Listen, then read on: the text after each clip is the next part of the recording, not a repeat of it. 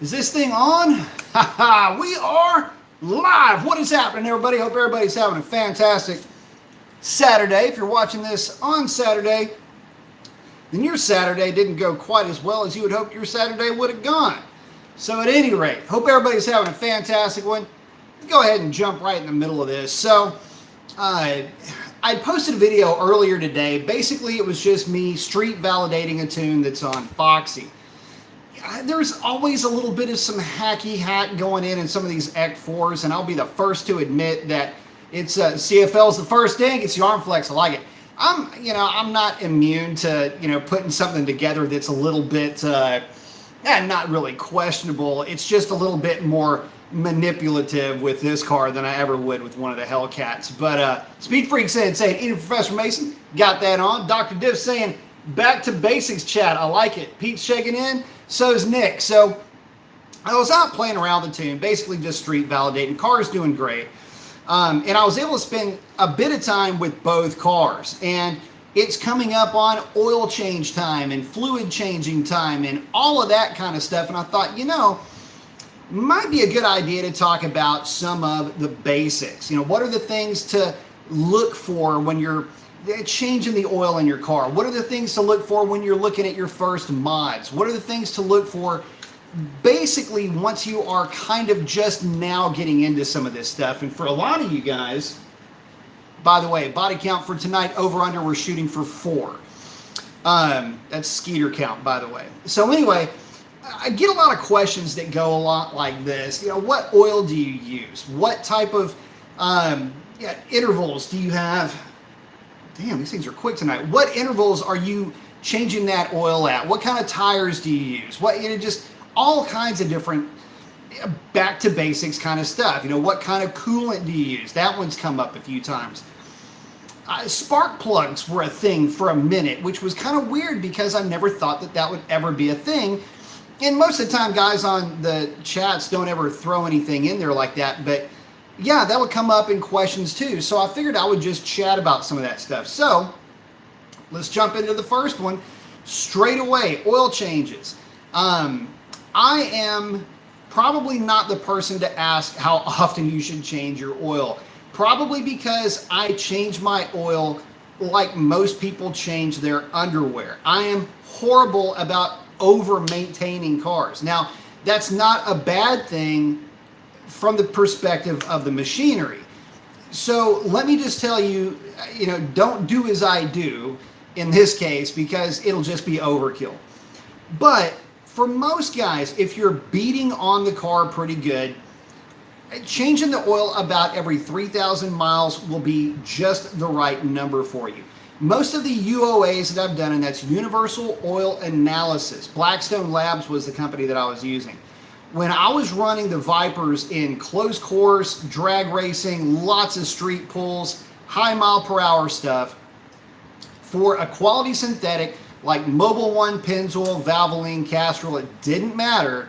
Changing the oil at or around a 3,000 mile change interval kept everything basically intact. And that was with me throwing nitrous at the Vipers, boost at the Lightnings, lots of fast NA stuff. All of them were really strong right up until that 3,000 to 4,000 mile mark. At that point, detergents were starting to wear down a little bit. You get, depending on your ring gap and how hard you were running the combination, you might start getting a little bit more fuel mixing in with that oil, kind of degrading it a little bit. Most of that will evaporate out, but the long and short of it is that 3,000 to 4,000 mile is kind of the thing. I now typically change mine around 2,500 at the most. The work truck's a different story, but these two, 2,500 at most, or if I've got more than 50-ish passes on them, on the Hellcat, I'll change the oil at that point too.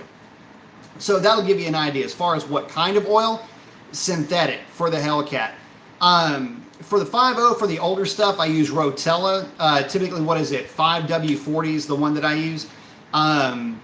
You can use the 15W40 or 2050, but I don't like the 2050 for colder environments.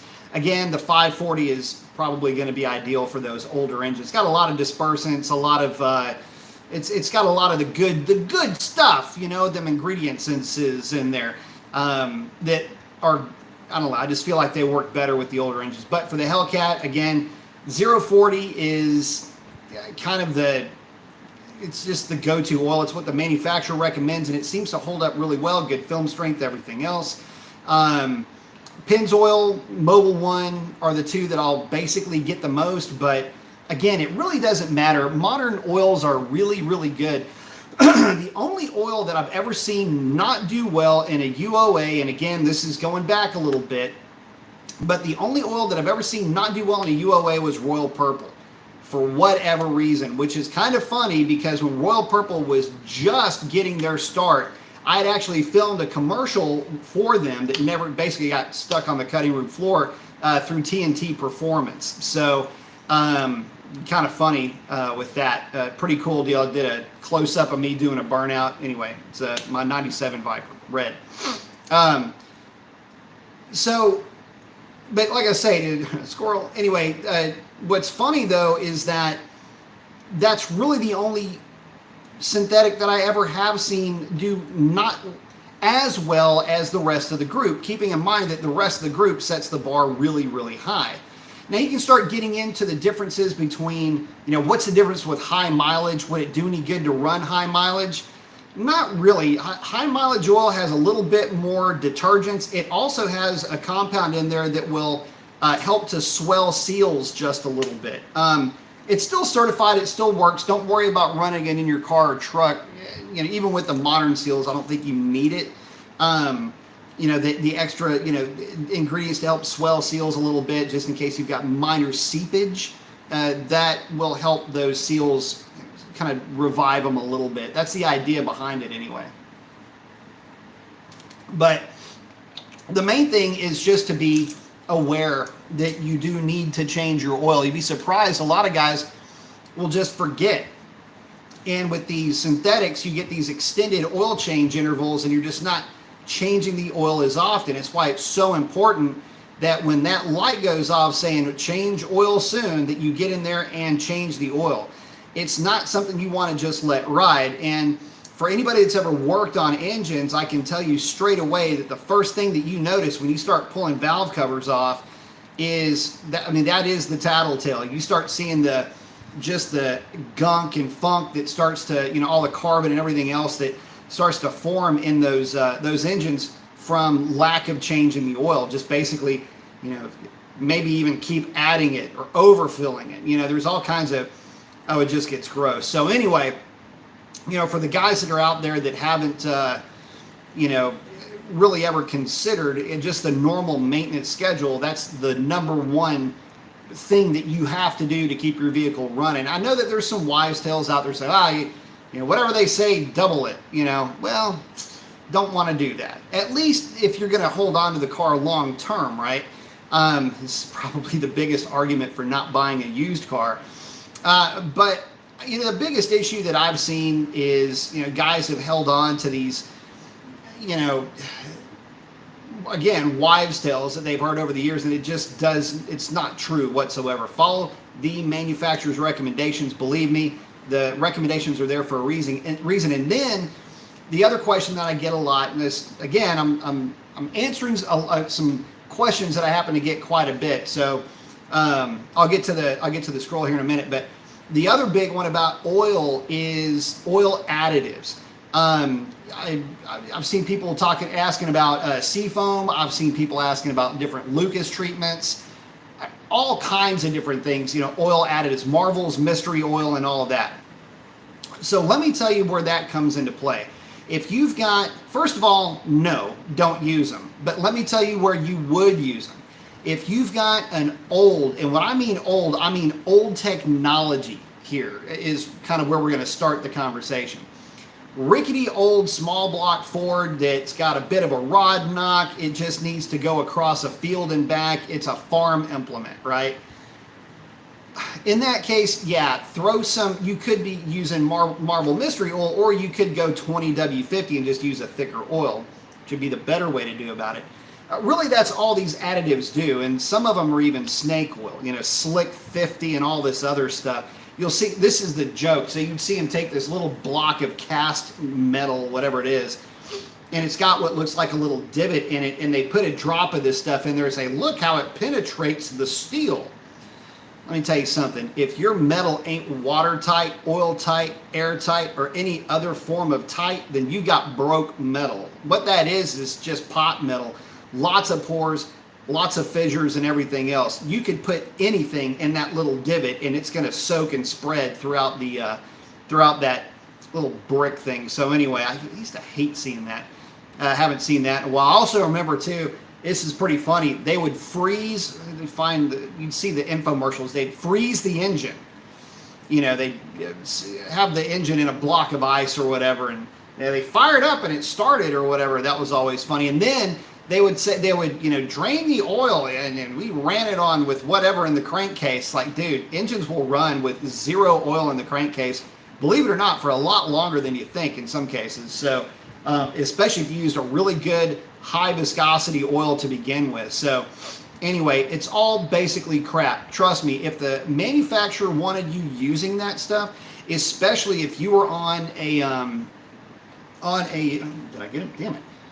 You're getting quick. Especially if you're on a, like a manufacturer's recommended maintenance schedule on a lease. Let's put it to you like this. Let's say, they just want you to buy more oil. Really? A lot of these lease programs now include maintenance, and do you think that the manufacturer is going to want to spend extra money on additives and everything else on a maintenance schedule that they're paying for? Basically, they're covering with the cost of the vehicle. So no, trust me on this. There's just no, from an engineering standpoint, there's no benefit from it. Oil has to do a lot of different things. You don't think of the things that oil has to do, but it is what all of that power is riding on, is on a cushion of that oil between basically the bearing surface and whatever is reciprocating around it. So anything else that is adding anything to that mix is, whether it's like an add pack. Well, additive packages aren't in themselves lubricants. The oil is the lubricant. The add pack is there to reduce corrosion. It's there to, a lot of it is there to reduce acidity of the oil over time. That's what the add pack is there for. It's really, there's some cushioning stuff in there, ZDDP and some other things in lieu of lead, or I'm sorry, zinc. But the reality is that it's the base oil and the esters that are going to be what is lubricating. So anyway, let me get back into this real quick. Pete's checking in. What's up, man? Nick's checking in. Say, what up, man? Mopar, no car. I like it. Kobe Warren's got the arm flex. I like it. UEG's checking in. Mopar versus Mopower. Mopar is motor parts. Mopower is what the Moparts get you. Kenny's saying, what's up, brother? What's up, Kenny? Scat Pack checking in saying, hey, man, I enjoy watching your videos. I have a 392 Challenger, and I'm looking into putting a cam. Do you have any recommendations? Yes. Call Dr. Differential and give him the needs that you have, and we'll put together a cam chat for you. Dr. Diff saying, live from generator power, like seeing that 5-point slow doing her thing. Ha ha, just kidding. 5-point slow, huh? Yeah, okay. Speed Freak saying, speaking of basics, how much horsepower comes out of each pound of boost increased with a Hellcat? Depends. Typically, it's around 20 odd horsepower. So you look at, like, the stock Hellcat makes about 11 pounds of boost. The first few pounds of boost, you're actually going to pick up more than that. And the more boost you throw at it, the more it kind of starts to run into the law of diminishing returns at that point, primarily because of parasitic losses. But the walking around number, if you figure 20 to 25, it'll kind of get you in the right ballpark. And again, coming into it, you're looking at like 35 or 40, and then again, it starts to drop down. Put it to you like this: a Hellcat engine, 6.2 liter, 9-to-1. You can't really compare it to the 6.4 or the 5.7 because this thing doesn't have any runners. The intake manifold is got runners about that long, and it's basically just the bricks, more or less. So you can't really compare it engine for engine, but I can tell you that off boost, that's a turd. A 9-to-1 low compression engine with no runner length is going to make no torque whatsoever, and it won't ever get the opportunity to make horsepower because of the cam profile itself. So you can kind of see where this is going, I think. But the general consensus is that the 6.2 that's in the Hellcats would be it'd be just the other side more powerful than a 5.7. Probably be about a 400, 425 horsepower small block, basically. And then you start throwing the boost at it, you start playing with numbers, and it kind of works out to where, you can see where the extra, 300 horsepower is coming from with that blower, with the 11 pounds of boost. Kenneth is asking, let's talk 392 and 85. I can do that real quickly. Adds torque, doesn't add any horsepower. There's 392 on E85. The problem, and I hate to reduce it to that, but the fact of the matter is that, the intake is what it is. Naturally aspirated, the block itself, it's about 11-to-1. To get the most out of E85 in an NA situation, you're going to need at least 12-to-1, maybe even 13-to-1 to truly be able to throw enough flow at it, head flow, which you've got here, but you need intake manifold flow and everything else. All that is hypothetical. In the real world, this is what I've seen.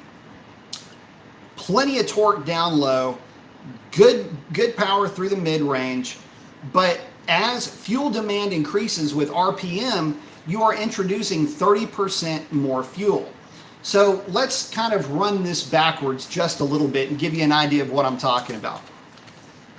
If we're talking about 6,000 RPM here, 6,000 RPM, that is your window. Hey, buddy. Soup to nuts, right? You're looking at just inside of 2,000 RPM, less than 6,000. So at 4,000 RPM, your flow rate, actually be 4,200 RPM. Your flow rate, as far as fuel flow, would be the same as your gasoline fuel flow would be at 6,000 RPM. So as that number goes up, you can see how that fuel is going to start to displace air in that, basically in the intake runner. What are you doing, bud? In the intake runner, and that displacement of air, you're displacing oxygen, and just doesn't let it breathe up top. You need an intake manifold that is more geared to allowing that thing to breathe up top, and stock manifold just doesn't do that. So again, it just kind of accentuates everything about the combination already down low. You just don't get any real power gain up top, again, because of that fuel displacing the air. Let's see. Kobe's asking, what do you think? What do you think about the DCT and the new 500 and C8 on the drag strip? Well, basically, if it's working, it works great. That's kind of the MO of that transmission. They do a great job as long as they're working. All that aside, though, there's been failures. There's been limp modes with the 500. I know he's not on right now, but there's somebody that we all know that's had a GT500 that had a host of problems coming into the conversation with his GT500. Car ended up getting lemon, okay? That's how bad it was. So, here's the thing. Here's the other side of that. Haven't seen one. We're talking about the GT500 now. I just haven't seen one. They're not out there. They are never at the drag strip. We got rained out this Friday, but the only time, and this is no joke, I've only seen one GT500 in the wild. It was in an oncoming lane, a white, looked fantastic, by the way. But I saw it for a grand total of maybe 3 seconds, and that was it. So, I think a lot of those guys might be a little bit scared of potentially harming their cars. What was some of the problems that these guys have been having lately. Now, as far as the vet goes, I haven't really seen any issues out of that car. Now it's a lot lighter, and that may have something to do with it. The folks that are spraying those cars, they're hitting them pretty hard out of the hole, but they're also on progressive kits. So there's that. But, it's hard to say. These things are still kind of new to the game, so to speak. And we'll just have to see how long and how many hits they'll be able to take for whatever amount of time. Let's see. UEG saying Dodge equals Fiat and U.S. staff anymore. Kenneth saying 392 plus 85 plus nitrous plus stock pistons equals 650 rear wheel horsepower. It shouldn't be a problem. I mean, we're running over 650 on some of the blower combinations with 392s, and you know, obviously that's with a cam though. It's with one of my cams, but you can get it done. You know, but then again, that's nitrous. And by the way, yeah, if you're paying attention to your tune, nitrous is actually very, very safe. Dr. Div saying I change oil and filter every 3 to 5 on all my vehicles. Keep up with the other maintenance on the book. Although my Ram, I tear every time, tear down probably 1,000 or less miles. T's checking in saying, everybody please hit the like button. Yes, please hit the like button. Don't forget to hit the like button, the bell thing, the share, subscribe, all of that. Hit them, share them, tell them to share them, and hit them. Thanks to you, appreciate it, buddy. Dr. Div saying the oil changes on my normal vehicles gets done on time and like it's supposed to, and he only uses AMSOIL. Very nice. Mark Coolion saying check saying good evening, Professor Mason. Got the arm flex. I didn't get the notification. Yeah. That's been coming up a lot too, guys. I don't know why or how the algorithms work with YouTube, but I know that you've got to hit this. You've got to be a subscriber and you got to hit the bell. And guys, there's channels that I am subscribed to and hit the notification bell, and I don't ever get notifications for them. I actually have to go looking for them. So I wish I had an answer for you. It just seems to happen quite a bit. So I don't know. And I've been trying to also, here's the other thing. I've been whittling down the number of channels that like are popping up in my feed. I'll just, you know, do not recommend, do not recommend. I keep getting these like political things. I'm like, do not recommend, do not get that thing off of my screen. So yeah, I don't know why that is, but I get the same thing, man. Corey G saying 5'7" family stand up. Absolutely. Y'all know I love my 5'7s, my 7s.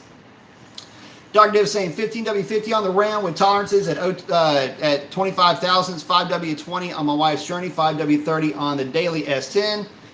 And my diesel gets Rotella. Royal Purple is junk. Use Mobil 1, Pennzoil Platinum, or AMSOIL. All opinion. Oh, a little bit more than opinion when you work with it every day, bruh. T saying, hey B, do you know of anyone in your area that has ordered a 2021 Super Stock?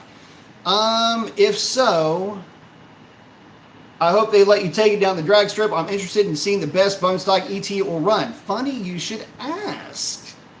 No, I didn't order one, but Ron Silva ordered one, and he'll be down here in January. So I'll be able to see one of them go down the track in the flesh. So I'm looking forward to that. And from what I can tell, guys, look, Super Stock is just a red eye.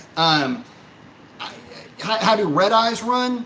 They run strong. I mean, they're real strong out of the hole. The difference between, let me put it to you like this, guys. If you've never driven a red eye or a Hellcat, to drive them back to back, it basically goes like this. The red eye feels a little bit more like driving a big block, and the Hellcat feels a little bit more like driving a small block by comparison. The red eye is going to be good for about half a tenth better 60-foot times. They just have more torque out of the hole. They just don't carry it well on the big end. So, you know, a 309 geared Hellcat versus a 309 geared red eye, that race would be very close, with the red eye getting out in front early and the Hellcat would have to reel it in. That's just been how it's always been. And there's, I know quite a few guys who I've raced with stock red eyes, and they always get out on me. And, you know, if I'm on my game and I launch just right and I dead hook, I've got a chance, but it's going to be close. But I'm almost always within about half a tenth to a tenth. Everybody say hi. Torquey's coming in to say hello. Of those cars. So the Super Stock's not going to really be much different than that, I don't think. It'll have a slight advantage with the suspension, but I don't think that it's going to be much different than anything that you guys might be used to seeing. Don Powers checking in, saying, yo, B. Mason, what's up, man? Dr. Div saying E85 vehicles need to be... Hey, buddy. E85 vehicles need to be changed more often. Maybe every 2,000 to 3,000 miles, 3,000 miles max. That is correct. So one of the things that that you'll notice, and this was big, it still is big on the flex fuel vehicles. If you own one, check out your owner's manual. The oil change intervals are on a different, like it's on a different, completely different schedule than your normal gasoline oil change schedules. And on top of that, they recommend, I think it's once a month, to run 1 tank of fuel, like regular gasoline, through the engine for those flex fuel cars. So, and trucks. What's up, Drewly? What are you doing, dude? Sorry, Torch drooling all over the place. Let's see. Benoit saying, can we see the 5.0 behind you? It looks clean. Yeah, she's all right. Let's see. There you go. Not the best shot there, but she does need a little bit of a bath. I got to do some more paint correction on her, but there you go. There's Foxy. All right, let's see. Doug just saying, getting quick. Damn right, I'm bored. Let's see.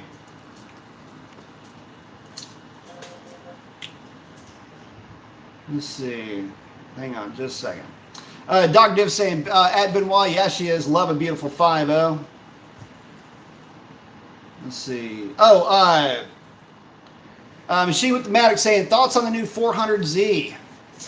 Man, y'all know that I am a sucker for those types of cars. Y'all know that I like the Super quite a bit. I think the 400Z is going to represent kind of more of a little bit raw, a little bit grittier. Damn, these things are quick tonight. A little bit raw, a little bit grittier aspect, a little bit more of a more engaged driving experience. I can't wait for them to hit the streets. I have been looking forward to the release of that thing for quite a while. So, yeah, the sooner the better. Dude, so what was it 400 horsepower? Doesn't really weigh much. You can get a 6-speed manual with it.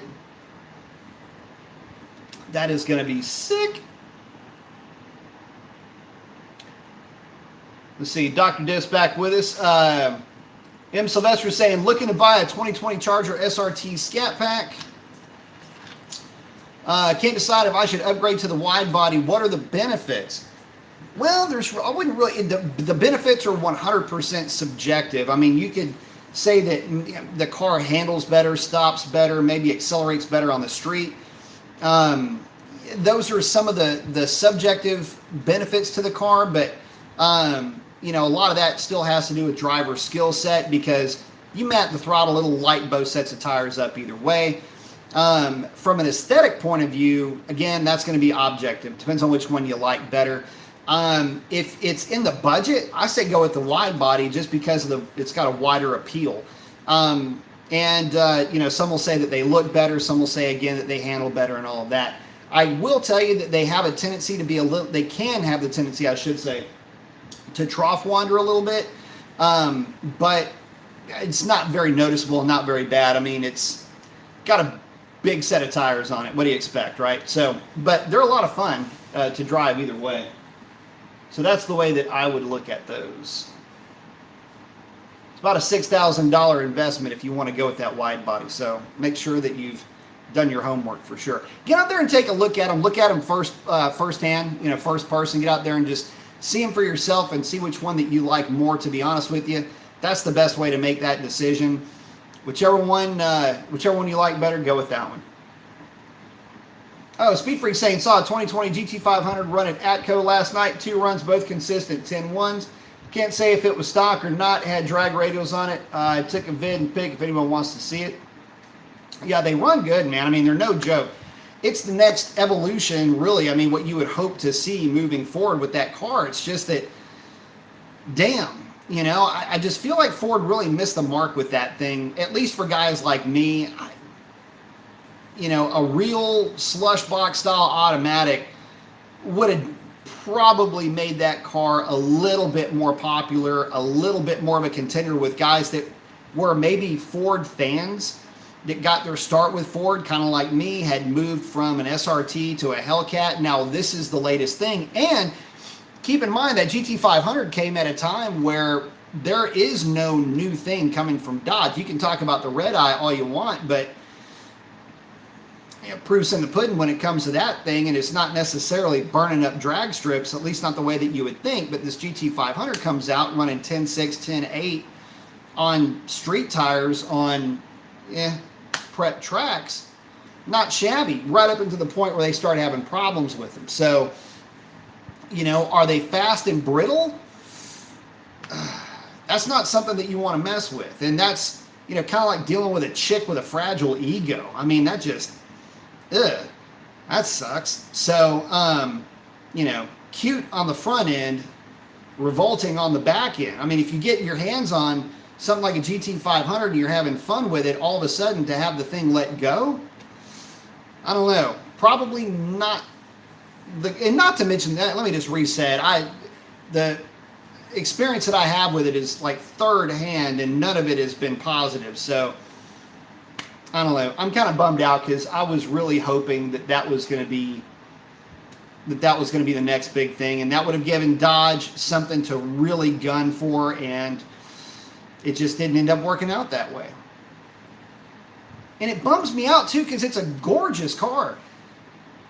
I just, like I say, I just never see them. Let's see. Oh, Madera's asking, what's the deal with those cars which come stripped from the factory, like the GT4 costing more than a fully equipped N4 with all the bells and whistles? The reason why they cost more is because there's a couple of reasons why. Number one, they're made separately from the other cars. When these assembly lines are churning, they are marrying these packages as the cars are coming down the pipe, and they have to basically stop and retool, so to speak, for those packages to be available in those cars. There's more hand fiddling with a lot of that stuff too, so that's where the extra cost comes into play. Not to mention, why are they more expensive? Because they know folks will pay it. That's the other reason why. Probably the biggest reason why.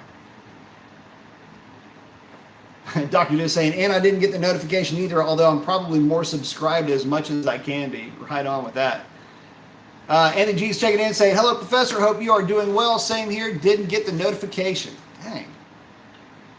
Yeah, I don't get it, guys. Like I say, there's a lot of channels that I don't get. I mean, I'm subscribed. I've rang the bell, everything else.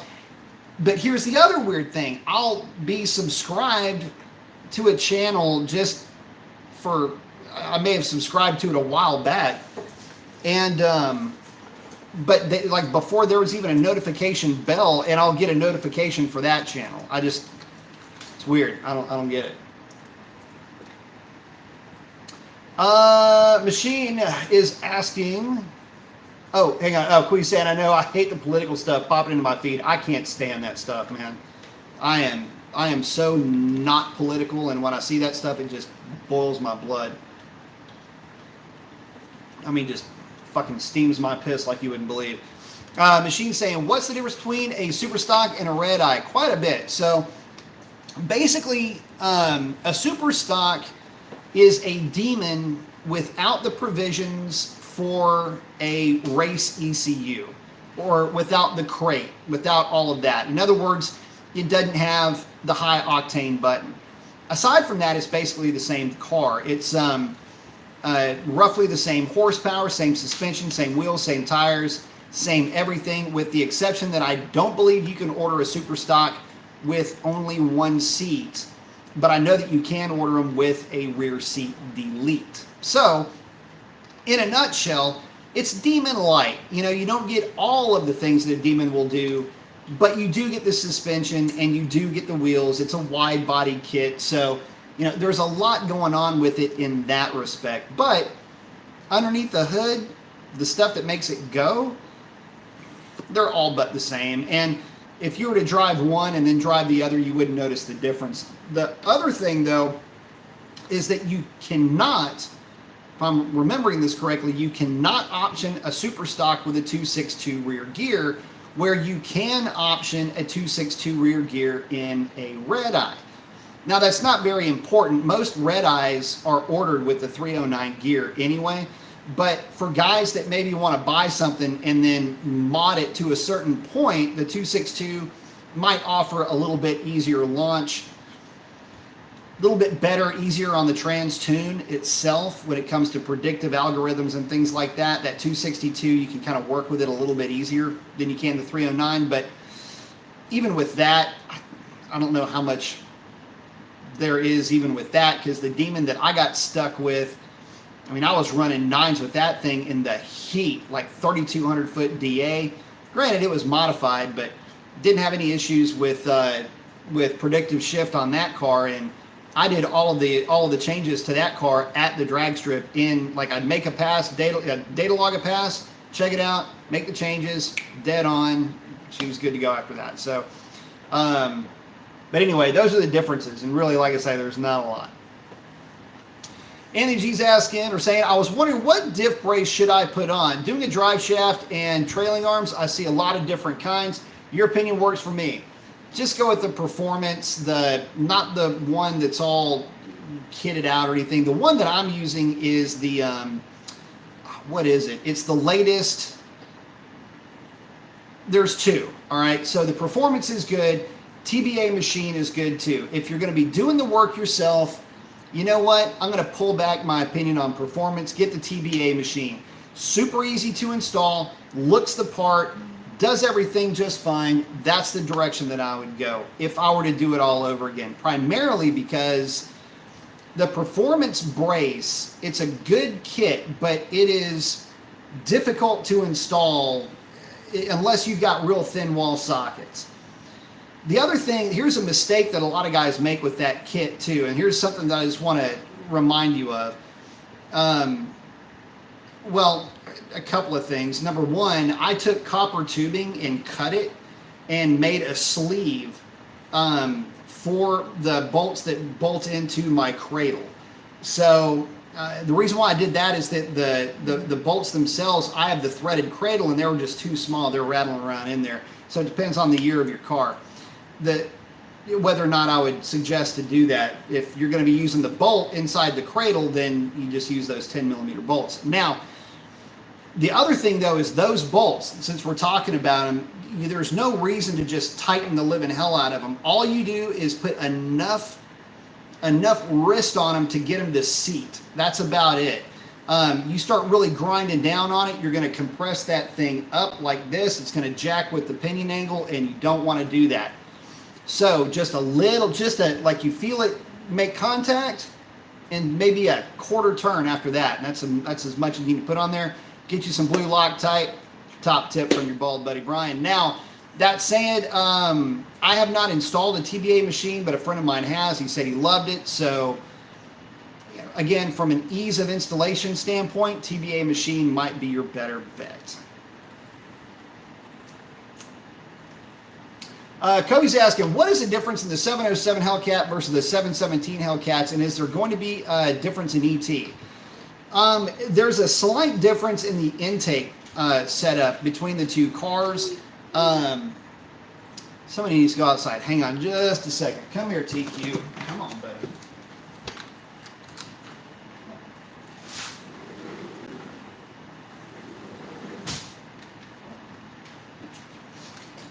Well, he's just whining. I don't know what his name is. Okay.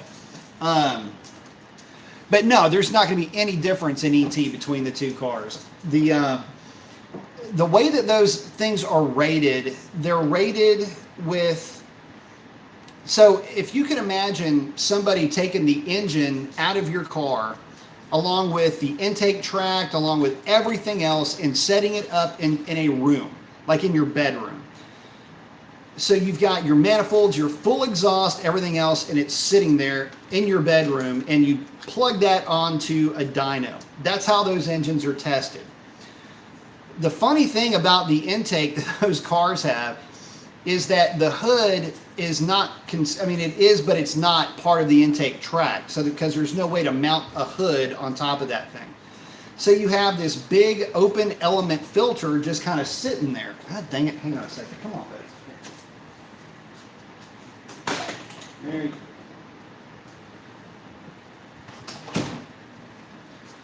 go. Freaking mama's boy. Anyway, so when you consider that portion of this, what that basically means, you've got this big honking open element air filter just kind of hanging out in the middle of nowhere. They'll have fans on and everything else. Anyway, they're going to run it. Dadgum. Man, I'm 0 for 4 or 5 trying to kill these things. Your over-under might be best on the under on this one. They're going to run that thing on the dyno at temperature and everything else with the stock ECU tune, but there's an advantage there for that type of filter. Now, once the hood closes and everything else, now all bets are off, and that 10 horsepower probably evaporates pretty quickly. So, all said, no, there's absolutely no difference in power whatsoever, no difference in ET. And how do I know that? Well, because there are a lot of guys. Finally, one in the books.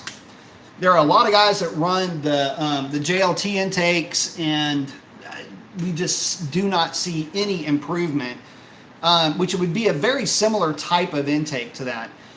We just don't see any real improvement at the drag strip. I haven't seen anybody showing any real improvement with those intakes, and they're not helping the red eyes that the stock red eyes that I'm able to out mile an hour at the drag strip with my stock box. So, and that's my stock boost versus, the red eyes stock boost, which again, I've been able to line up against quite a few of them. And the results are just so repeatable that, the data, it's data at that point.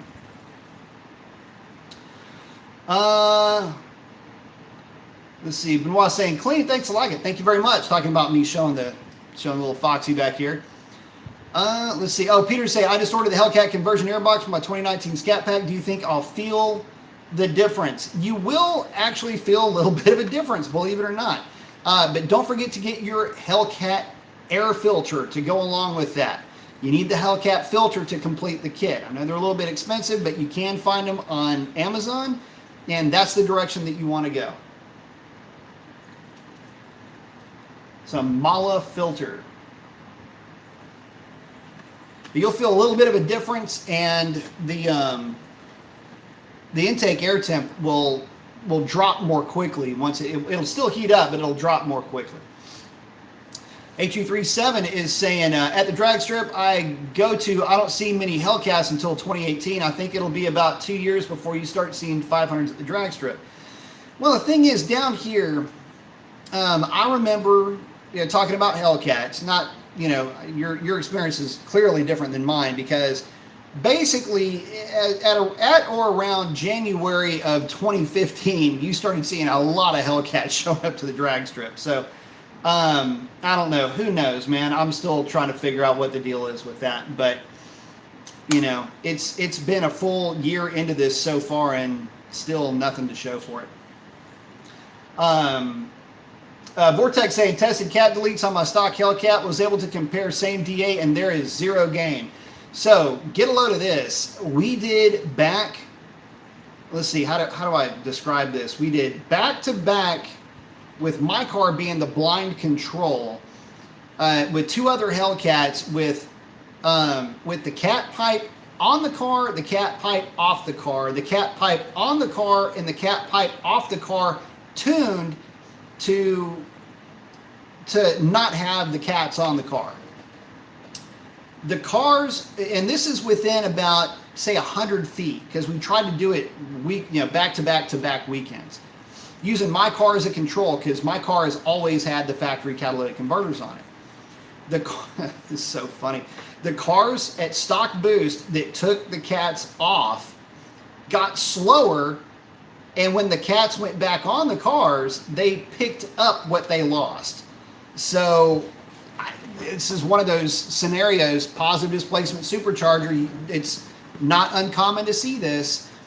By pulling the cats off the car, you do technically make your system more efficient. The problem is that you are reducing the boost response. So any slight gain you may have gained, say you picked up 12 horsepower, but if you lose a pound of torque, you lose 10 horsepower net total. So that's kind of how this ended up working out with these cars. They simply just got slower, and we were all left. And you got to keep in mind, this is a group of guys that we have all been going to the drag strip. We probably, between the three of us, have got 75 years worth of drag strip experience if you split all three of us up together.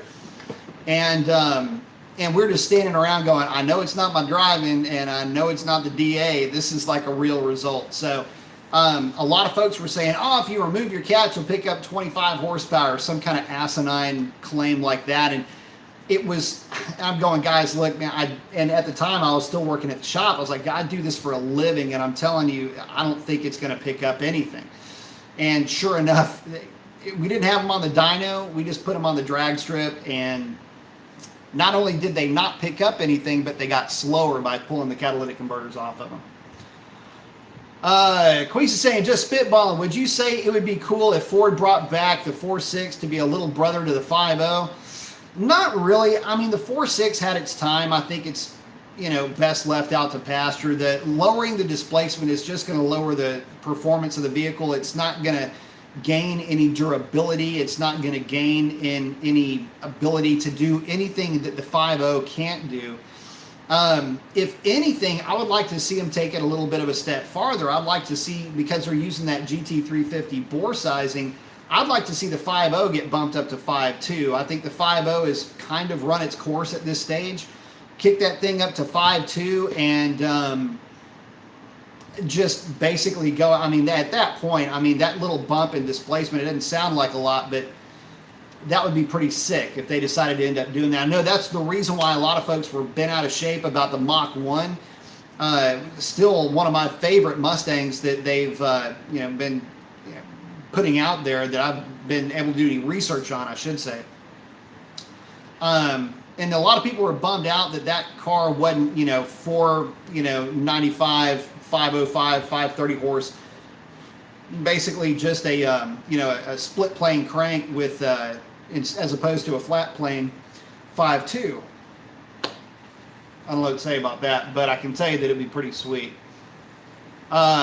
But no, I'd like to see him go the other way. The 4.6 wouldn't help the situation out much, because that would make it the the 4.8 to the 5.3 on the LS side. That'd be the main difference. Dr. Diff is saying, Vortex saying, gonna try the 309 next. You need to. You need to do the 309 with a tune, and that's all you need. So Dr. is saying, so on this track day coming up, are you going to run Foxy or Revlon? I think a little cheap 100 wet shot on Revlon and Roxy and Foxy would be awesome. So I will be running Revlon. I am not going to be running Foxy. Speed Freak, oh cool, he's asking, can you go over the specs of the Demon replica wheels on Revlon and where you got them? She looks awesome. Well, thank you very much. And by the way, I am happy to chat about that experience. So a buddy of mine, Chris, he owns Orange Crush, turned me on to his buddy Greg, who's the manager at the Rosenberg discount tire store. And I had been looking at them for a little bit, but anyway, Greg hooked me up with a real sweet deal on these things. And they are 20 by 9.5 up front, and they are 20 by 10.5 out back. I think the back spacing in the rear is 25, and I cannot remember what the fronts are.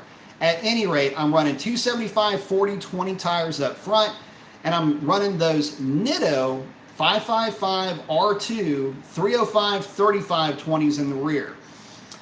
Street pressure, I like 35 to 37 up front, and I like around 30-ish in the back. 30 to 33 is really my kind of sweet spot for those tires. Using tape weights that I've actually painted flat black. So those are the specs of it. I absolutely love the way that the car looks with these wheels. It should have come with something like this from the factory. And the story behind them was, I was looking at the car one day and I was thinking, there is something just not right with the way that those wheels look on that car. I can't pinpoint it, but it doesn't look right. And I saw a picture of who the hell? Anyway, it was a car at the shop. And it was this deal. We were, doing a little bit of filming, just looking at some stuff, and I panned over, and there's this car sitting there with these Demon replicas. And these are not, by the way, these are not Vox. These are factory reproductions. There is a difference. The Vox wheels, you can only get the fronts in a 20x9. So anyway, back to it. Looking at the car, there are so many different things about it, but for the Challenger, it's got an old school look. It's got old school dimensions, though, more to the point. There's mathematics to aesthetics, right? The problem is in the hub of the wheel.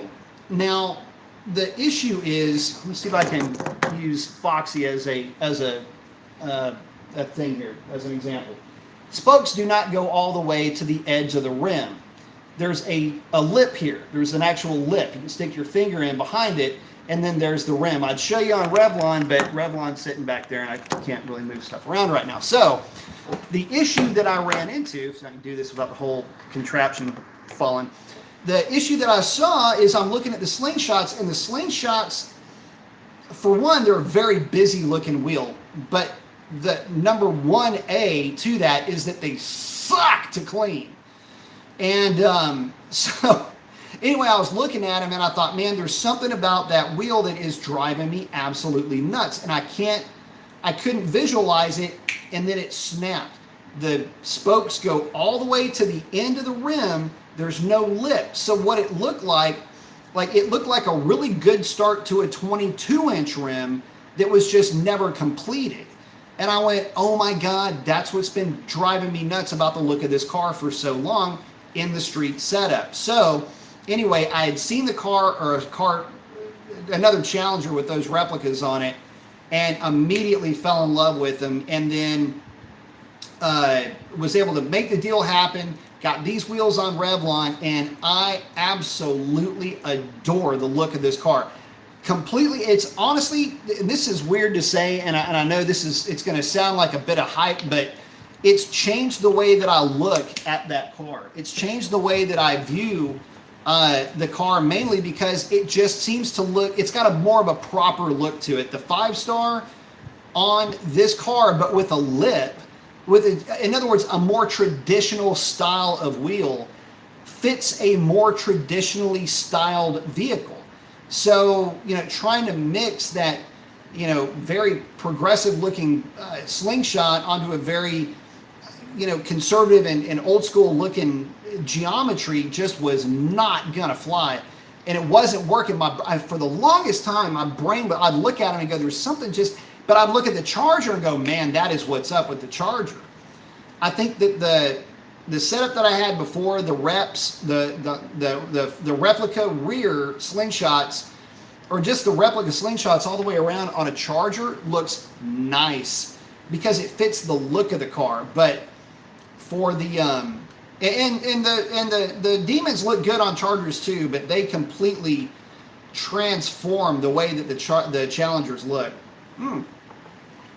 And I mean that in a good way. Kobe, thank you very much. I appreciate it, saying keep it up. I like it. Got the Jack Pear in the background. Man, I'll tell you what, I have got to keep it. In fact, tomorrow morning, I've been having I've had to wake up crazy early, 4 or 5 o'clock in the morning, or at least start waking up at that time. But I haven't been able to make it into train because I've either had presentations, I've had PKs, and everything else that I've been up to. So, yeah, it's been nutty to say the least. But awesome question. Thank you. Anthony G checking in, got the high five and the arm flex, saying I like it. Thanks. I'm doing it myself. Very good. I like it. Scatpack 392 saying thanks for replies. E85 versus MS 109. Well, so here's the thing. For the 392, you'd be better off with MS-109, but in small doses. The thing is, the 392, because of the cam profile and the intake manifold design, it doesn't really react to timing the way that you would think. I've tried throwing a bunch of timing at Rob's car, and in fact, before we delivered Rob's car to him, you know, it's an E85 car. It's got one of my cams in it. So had the car on the dyno, and basically just started making a pull, let it cool off, making a pull, let it cool off. Every time we made a pull, I'd throw timing at it. Every time I threw timing at it, it really just would not react to it. You might see a slight bump here and there in torque, but it was basically a dyno variation, which means it was like you didn't really know if it was the dyno reading it slightly different just from pull to pull to pull, because they do that, or if it was really a function of the timing. So anyway, with the E85, it just didn't respond. And if it's going to respond, it'll respond on E85, because what happens is with timing can be kind of weird with a car. You can build power up to a certain level, and you'll see the power start to level out, or the increase, I should say. You'll see that increase start to level out, and then nothing will happen. And if you add timing a little bit more and you see power drop, that's when you know you've overtimed it. Yank a couple of degrees of timing past that, that'll put you usually in your sweet spot. Every once in a while, and this will happen with E85, you'll get to a spot, and then you'll start to creep up a little bit more in that power. And that number will just kind of go, and you go, oh, okay, so now it wants more timing. It just didn't happen at all. This thing was flatlining all the way across the board. Drop timing back to where it was happy, and where it just didn't want any more timing and left it alone. Same happens with MS-109. It's just not quite as forgiving as E85. So, you know, I would say throw a little bit in the tank, but I wouldn't tune a 392 to run specifically on race gas. You're just not going to get a whole lot out of it. With Shalandra, we tried, by the way, Shalandra liked GT260, which is a 100 octane fuel sold and made by Sunoco. It did not like GT260 Plus. Revlon hates GT260 Plus, by the way.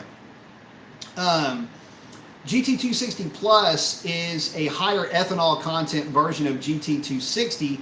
GT260 is 10% ethanol. It's mixed with 93 octane. That's basically where you get your 100 octane. A GT260 Plus is 13% ethanol. So 13% ethanol is what kicks that thing to about 104 octane. And again, Revlon wasn't having none of that, but did like GT260, and I ran it on GT260, straight GT260 for a while. So, but honestly, if you've got quality 93 octane fuel, you'll be good. And if you're going to do a mix, put 2 gallons, basically do a gallon per half the tank that you're going to use. You can go as high as maybe 1.5 gallons, but don't get too nutty with it. That stuff is paper rich, and you just don't need it. The car is going to be pretty happy. Data log, and that's pretty much it. And if you're trying to cheat the timing up, like I said, more power to you, best of luck, and all of that, but I don't think it's going to help. It didn't help me anyway, and I tried everything under the sun. I was literally trying to do anything I could to get ET out of that car, and it didn't work. Moto X, man, thank you very much. I appreciate that contribution to the cause. Got the $5 contribution. We're going to be putting that towards some work that we'll be doing to Foxy pretty soon. Save that for a later date. Now, Foxy, I'm going to be doing a ECU relocation on Foxy. What else are we going to do with this girl? That'll also be going towards the transmission rebuild, which she does need. Clutch is good. It's got a center force clutch, but she does need a little bit of a transmission rebuild.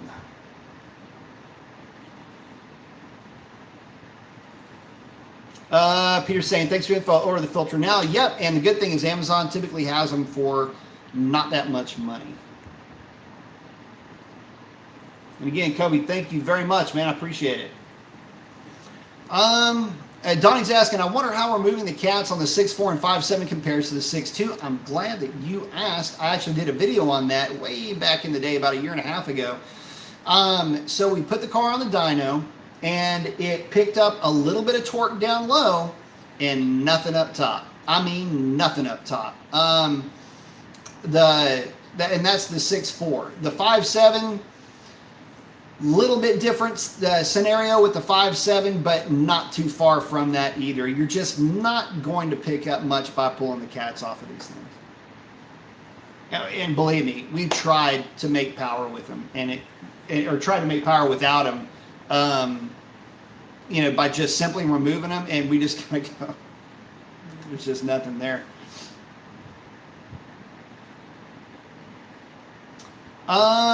Junior's asking, g'day B, g'day. Junior's asking, is there another way to make the 392 faster than a Hellcat without relying on mods? The only way a 392 is going to come out in front or hit a destination any quicker than a Hellcat is if it is the first one loaded into the car carrier, man. It just doesn't work like that. You do have to throw a significant amount of modifications at the 392 to get it to be faster than a Hellcat. Now, let's lawyer up a little bit on my explanation on this, or at least on my response. Yes, there is a couple of ways to make a 392 quicker than a Hellcat. Not faster, but quicker. If you take a stock Hellcat versus, say, a Scat Pack shaker, put the Scat Pack shaker on a drag pack wheel and tire, or at least on a very sticky drag radial, that shaker will give, or any Scat Pack, any 392 powered contraption for that matter, will give that Hellcat all it can handle and then some, and twice on Sunday, especially on the street. My Shalandra was consistently quicker than Revlon 0 to 60. Drag radial to drag radial. I mean, like clockwork, I could run 3.3, 3.4, 0 to 60s with Shalandra. Revlon is really more like a 3.6 car. But that's a 3.6 car on its way to blasting right past Shalandra. But, I mean, you can, I used to, put it like this, I used to go sniping after Hellcats with my SRT. So, but, would I consider that a mod? Tires. It's a consumable product. So, you know what? I don't consider it a modification. Throw a set of Mickey Thompson ET Street SS's on your Scat Pack and go out sniping after Hellcats. Just don't run them much past an eighth of a mile. Jim East is asking, thoughts on Demonology's Turbo 400 swap? So I haven't had a chance to see much of that. I've been tied up, but I have talked to him a little bit about it. Look, when you start going Turbo 400, that is now a dedicated race car. And that is all that it is going to be. It's no longer a fast street car. It is no longer anything of the sort. It is specifically a race car. So, his Turbo 400 setup will be doing race car stuff. And that's really all that it has to do at this point. What are my thoughts on it? Man, I don't really know that I've got thoughts on it. I, wish him well, and I know the car is going to be durable. So when you're talking about Hellcats and you're talking about running specific numbers and times and things like that, there's a certain faction that'll say, look, if it doesn't have an 8-speed, it doesn't count. So now there's a part in the car that's not Mopar. And you can say, well, it's ZF. Well, okay, in Mopar. You know what I'm getting at. So now we're going to start the negotiation. At what point is it no longer the Hellcat? Is it a Hellcat or a Demon or a Red Eye if it has a different rotating assembly? Well, yeah, I would say it's still the same car. What about a different transmission? Yeah, kind of, but it was meant to be a street car, and now it's a race-only car. I mean, it's starting to look a lot like you know, the drag packs or the Cobra Jets or the Copos. But I see what you're talking about. And then you can just start to waterfall that conversation from there. Look, more power to him.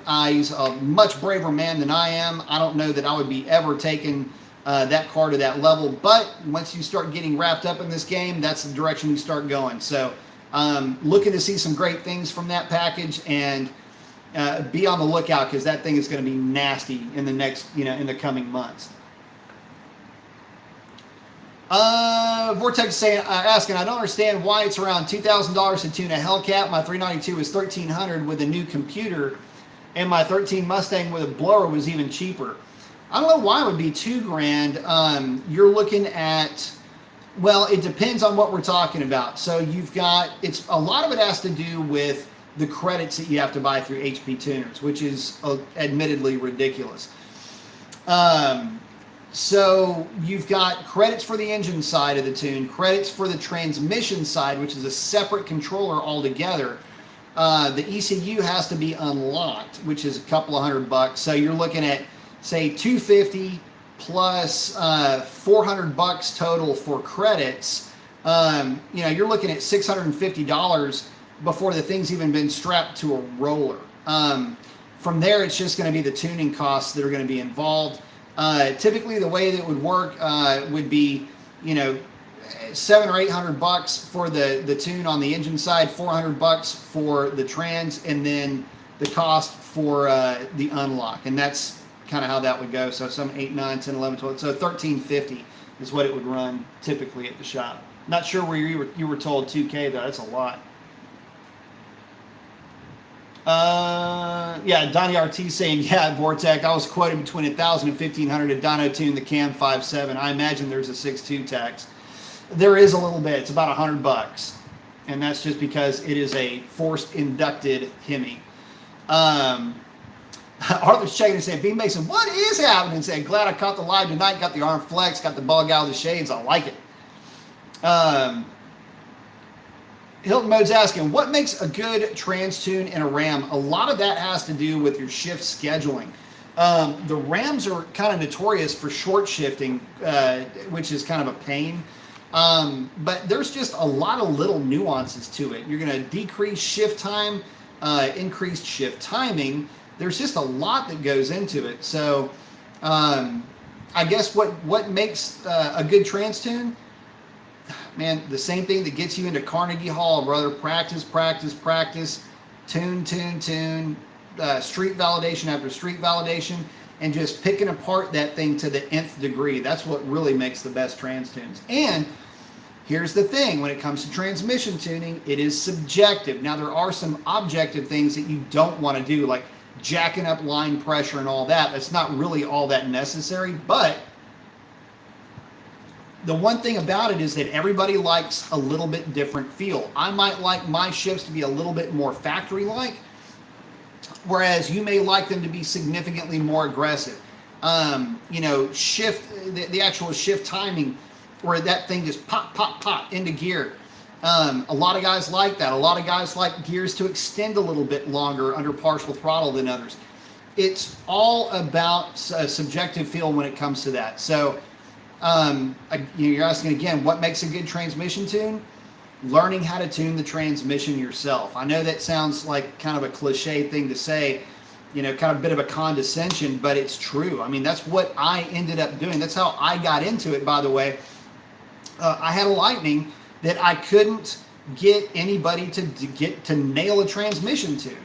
So I said, screw it, man. I mean, I know how to tune an engine. I'll just do this myself. I got the SET Pro software, loaded it into the truck, started playing with it. Next thing you know, 54 revisions later, I think is what it took me, I had that transmission shifting as sweet as a nut. So anyway, there's so many things that go into transmission tuning. In fact, not for nothing, but you'll have guys argue that is their biggest challenge, is nailing a transmission tune.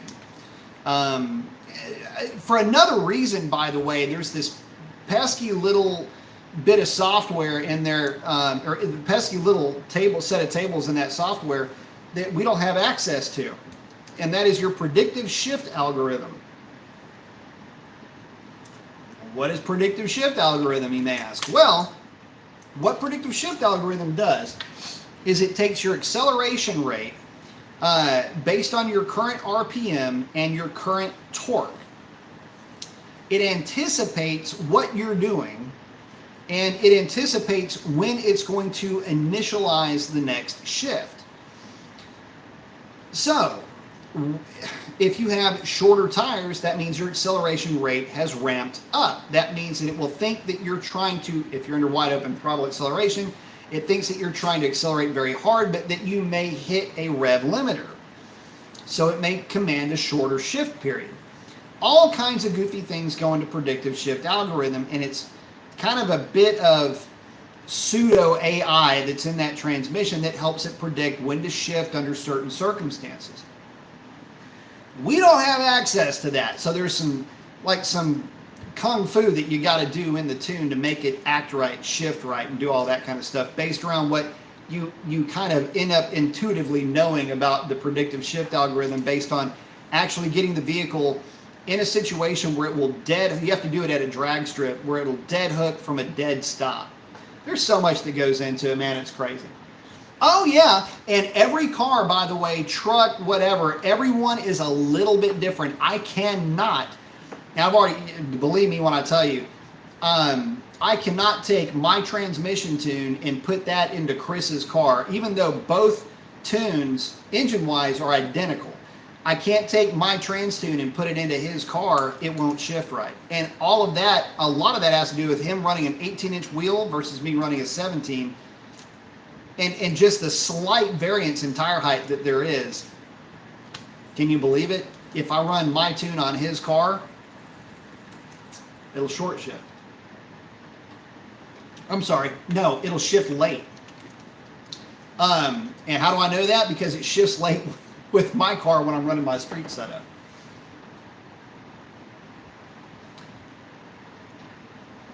Let's see. Scatsby saying, what up, B-Mason? Got the arm flex. I like it. Donnie RT saying, speaking of dyno tunes, I've got an appointment for a dyno tune soon. Unfortunately, the remote tune route didn't work out. That's a bummer. I should have done the dyno route from the start when I got a cam, though, for sure. Yeah, ask Dr. Diff what it's like to try to do a remote tune with a cam. T21's asking, what are you feeling about a rip-a-tuned lower incognito pulley? I think they're great from a mechanical standpoint. However, you will 100% need to get a tune depending on where you live. So let's walk through that scenario. If you live in a high altitude area, let's say you live in the high desert, which is 6,000 feet out in Arizona. Let's say that you're in, the stereotypical one would be Denver. You could get away with one of the rip-a-tune lower pulleys with no tune because you never get into the airflow tables. Even with that pulley, you're not going to get into normal. In fact, that pulley may normalize a Hellcat under those conditions. However, and when I say normalize, it just means that you'd be in a more normal airflow table in the tune itself. The fueling is all there to be able to manage it. I mean, you got to remember that in those altitudes, your total available oxygen may be 10-15% less. In fact, it's exactly 15% less if you're in Denver. The way you figure that, by the way, it's you lose 3% for every 1,000 feet of elevation. So 5,000 feet, mile high city, right? 5,280 feet. You're losing about 15% of the oxygen. If you can pulley the thing up, you'll pick up some more of that oxygen. Again, that's the normalization process. That's kind of the mission statement of that pulley. However, if you live somewhere near the coast, if you're in Houston, you're in Florida, let's say you're in the Northeast, Maryland, something like that. If you're closer to sea level and you're in an area like Houston, Florida, Northeast, where during the wintertime your DAs can go sub-zero, what happens is without that tune, the car doesn't know. There's two things going on. The car doesn't know of a lower timing value to give you because you will go under, you will basically peg the map, so to speak. In this case, it's a table that you're pegging. The other thing is that you're going to run into a problem with injector duty cycle if you live in those lower altitudes. I can tell you that when the DA goes sub 500, sub 700 down here, which happens to happen a lot, when the DA drops to that level, you'll see injector duty cycles of 92, 93%, 90% is certainly not uncommon. And that's with the stock pulley setup. If you go over that with your stock setup, in other words, you start seeing 99, 100, 101, 102, it just means that the injectors are more or less hanging wide open. Computer's trying to ramp up fuel pressure to compensate, but that's not a good place to be. And you can start running into problems where you've got too much timing. The car's trying to compensate with fueling just to get you the fuel that you need based on airflow that it's reading. And that's when things go very wrong very quickly. And by very wrong, I mean very expensive. So if you're planning on getting one of the pulleys, word to the wise, take a look at your elevation, your physical elevation where you live. If you're hovering somewhere in that, I don't know, under 1,500 feet of elevation, under 2,000 feet of elevation, I should say, I would seriously suggest getting a tune along with that pulley. Stick with the manufacturer's recommendations for anything that's going to be high altitude, but I know that Dr. Diff had done some testing with one of these pulleys that are, you know, no tune or whatever. I think it was the upper, the Hellraiser. And Doc, you'll have to chime in on this, but yeah, something like it was pulling like 7 degrees of timing or something asinine like that. I mean, without a tune, that the car just really doesn't know what to do. So the other dirty side to this is that blower is making more racket. More racket out of the blower means that you're picking up on this noise with your knock sensors. Believe me when I tell you, when they get pissed off and start stripping timing out of the thing, that pulley doesn't matter anymore. You're making less power than stock. That sucks. You don't want to spend all this money to make less power, do you? So that's really where all that comes from. So hopefully that helps you out. Kind of, again, a word to the wise. And I know this stuff just from data logging Revlon. I know and I've seen where the airflow is, and I've seen just a little bit of everything along with that car when it comes to fuel quality, injector duty cycles, the whole bit. I know enough to tell you that I wouldn't put one on my car without a tune ready to go. GS1, thanks, man. I appreciate that. He's asking, what makes the performance diff brace such a pain to install? Also, the TBA machine diff brace looks pretty simple. Thank you. Got the arm flex. So what makes the performance a pain in the ass is, man, I wish I could just, I think I did a video on the installation of a performance, but from your point of view, if you're looking at it, it would be your right side. The right side diff bolt is shrouded almost. It's like if my fist is the bolt, okay, this would be the head of the bolt. There's like and the brace comes out and then like this down around it, and they were trying to say to use like a crow's foot or something like that. I know Speedy used a crow's foot on his. I broke a crow's foot on mine trying to get it to work. You have to have a thin, let's see if I've got one hanging up on the wall. I've got some of these cheap, I've had them for probably 30 years. The ones that I didn't sell at one point that I just said, screw this, I'm not doing this anymore. Anyway, you need to get a thin wall. Anyway, you need to get a thin wall socket, and you may need to tap that thin wall socket onto the bolt and then torque that thing down. That thin wall socket going over that bolt, it may still ride a little bit on the brace, and so it could potentially screw up your torque settings. If it does that, if you notice that it's doing that, just try to grease it up, or just kind of lube it up a little bit. But that's where that was coming from. It's in and of itself not difficult, but if you've got the right socket, and again, I just had a thin wall socket that worked. And again, yeah, the TBA machine, it uses the large hex bolts. So, I mean, dude. Plus, you can change diff fluid and do everything that you may need to do. Not that you go around doing that very often. The newer performance diff brace, you can, I think you can. I want to say the one that I have, you can change diff fluid if needed. But not that that was a big deal because we just removed everything. So, but thank you for the contribution.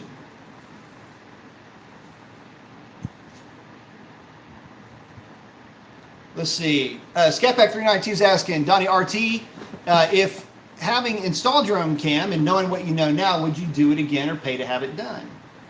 Believe me, the easiest tool to use is the green tool.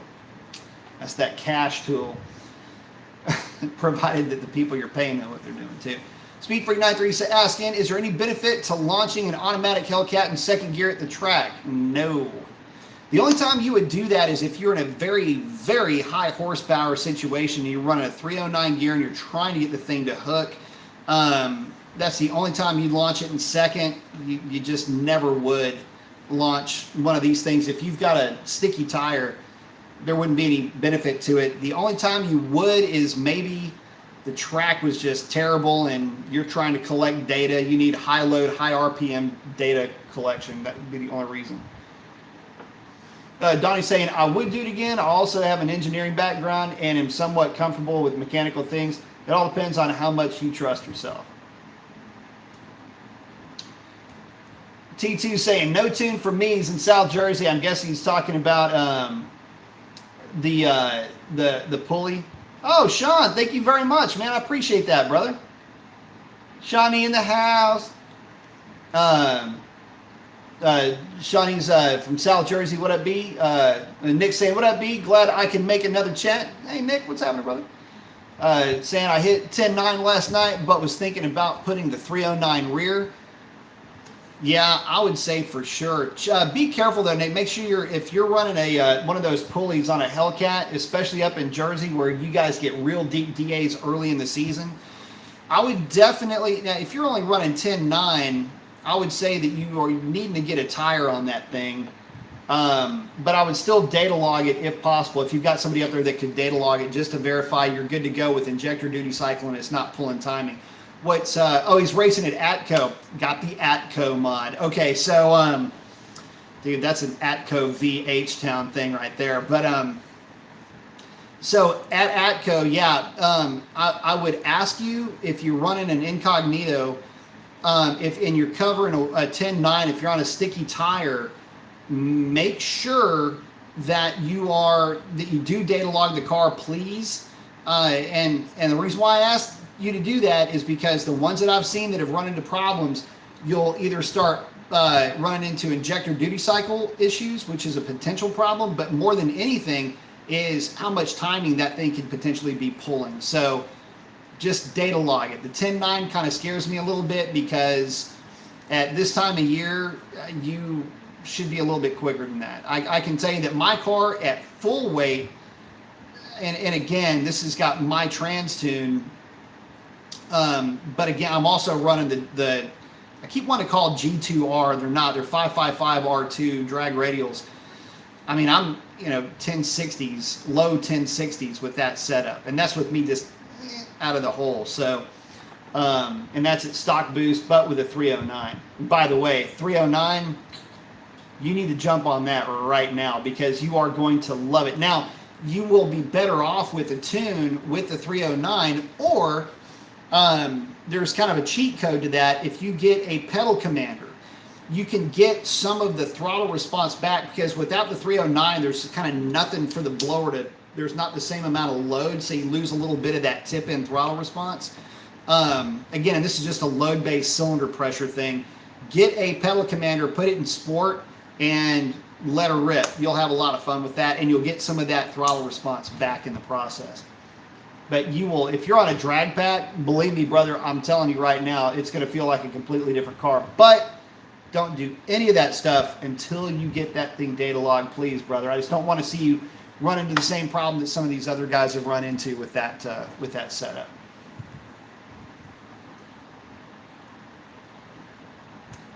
Let's see.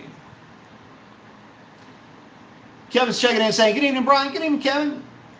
Shawnee's saying, my car made more mile per hour at 1,000 feet today than at 600 foot. I was pleasantly surprised. I've had mine do that before too. Speed Freak, thank you very much, man. I appreciate that, brother. Saying thank you for your help as always. Thoughts on the incognito pulleys? He developed that, have zero belt slip, increasing boost with tune. You know, I've seen a couple of different pulleys that were set up like, I think the one that you're talking about, and I haven't really dove into those quite yet. So they've, back in the day, they had different things going on with different pulley manufacturers. Unless it's a true cog, like an actual true lugged cog, even siping, which basically just means to cut the teeth or to cut anything to try to gain surface area, doesn't always work out that well, and you can end up chewing up belts. And what it is if you can imagine a pulley, and I'm not familiar with this one, but this is the one that I've seen in the past. What they did is they went in and cut what looked like what you would think of, what it would look like tire treads in the ribs themselves, and that was there to kind of dig into the belts. And instead of using just the friction in the surface area that the ribs and the belt would offer up, and obviously the ribs and the pulley too.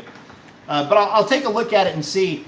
But the thing is a lot of folks will say zero belt slip and all this other stuff. It's tough to get belt slip on these things. I mean, we've run, you know, 265, 275 with 10% lowers with just stock pulleys and everything else, and no belt slip whatsoever. You know, it's one of those things where you can invent a problem and then invent a solution for your invented problem. I just haven't seen it. I just haven't run into that problem. As long as you've got a properly functioning tensioner, you'll be A-okay, at least so far as I can tell. But I'll take a look at it and check it out. I haven't seen that come up, mainly because I was never looking for anything. Kevin Collins saying, hey Mason, hey, what's going on, man? Can you use the Hellcat airbox on the 09 to 14 cars? I think you can with some modification. I've never put one on one of those. But the anything with the modern 6.4, you know, bent to the left intake manifold, you certainly can. You'll just need to have a different route, you know, different tubing to get to the airbox itself. But you should be able to still make it work. A little bit of a project, but nothing too big of a deal. Oh, T2 saying I have the 305 45 18 Mickey MT Street R's. That's what Chris is running. Yeah, definitely get the car data log, bro. I'm not trying to spook you, not trying to scare you, not trying to freak you out.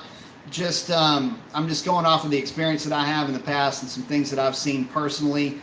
Basically what the car does run, what it should run, and on that setup, like I say, Chris is running full weight with that wheel and tire setup, and I mean, you guys know, it's funny. Chris's car with my tune makes more power than my car. It's just the way it works out. But anyway,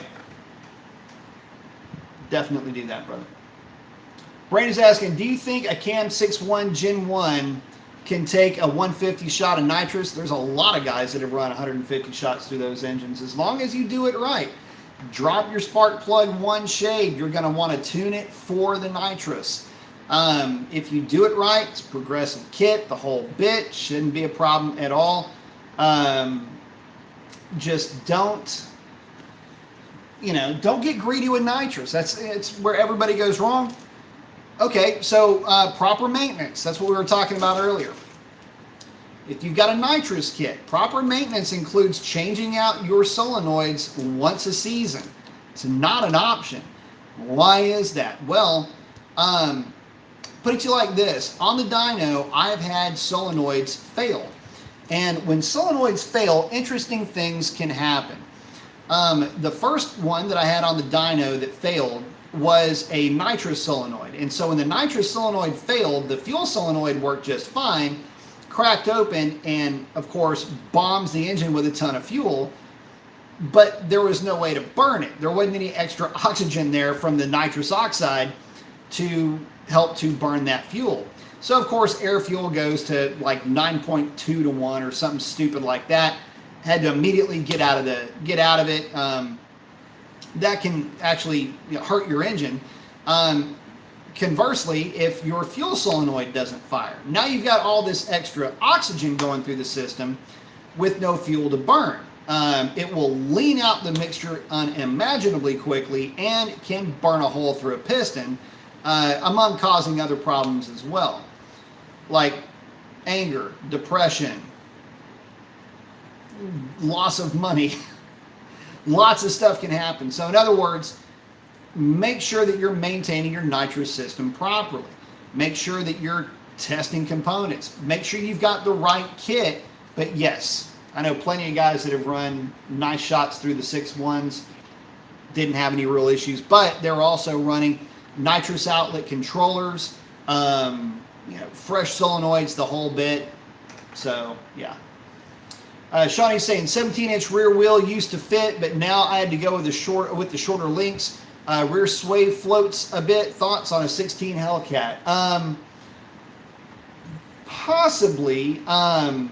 Which wheel are we talking about? Because I haven't run into any weird issues with any of the cars coming into this. But you could have gotten a little bit of rear sway float, a little bit more twist or something like that coming out of the hole. Could have maybe stung one of the end links, would be my guess. One of the bushings in that end link. But for the most part, I haven't really seen that issue pop up before. So, first time for everything, brother. I'll tell you what, the more I'm in this and the more I stay deeply involved with it, the more I hear, see, and touch and experience some of the weirder problems. So, but you might have just been getting away with it for a while. I can tell you that some of the cars with some of the end links, I don't know if they were different or what, but some cars needed the shorter end links and some didn't. Shalandra didn't need them, but I had them, and I never knew anything different with Revlon, because when I got rid of Shalandra, that stuff came off of that car and went onto this car in the garage before they left. Somewhere I thought I took a picture of both of them in here too. Slash checking and saying, "Sup, Beats up, Slash." Brandon's asking, what are the best headers for a 6.1? Cooks all the way. Kevin's asking, you said that you were using, oh, by the way, Cooks, best value, best fit, best looking, best performing, all the way around, hands down. Got my vote. Kevin's asking, you said you were using the Tri-5 R2s now. What's your take on them better than the previous gen? Depends on what your flavor of ice cream is, brother. So I did 4 different videos reviewing that tire. I did from a dig, I did 30 mile an hour hit, 40 mile an hour hit, 50 mile an hour hit, 60 mile an hour hit. That's all in one video. I did a video after the fact, and I also did a wet weather video on those tires. So here's the thing. I don't like them. Let me tell you the good first. I don't want to start from a negative.